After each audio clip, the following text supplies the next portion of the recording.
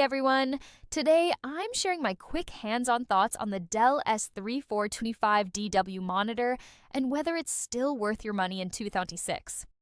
I've been using it for a mix of work, streaming, and a bit of gaming, so this is a real-world take, not just specs. First impression, the ultra-wide curved display is still a sweet spot for productivity. You can comfortably run multiple windows side by side without feeling cramped. Colors look solid out of the box, and brightness is more than enough for a typical room.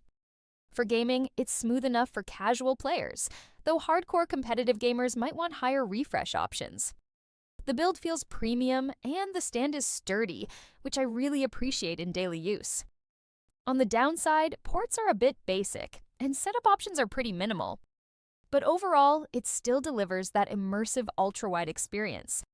So in 2026, I'd say it's worth it if you want productivity first, gaming second.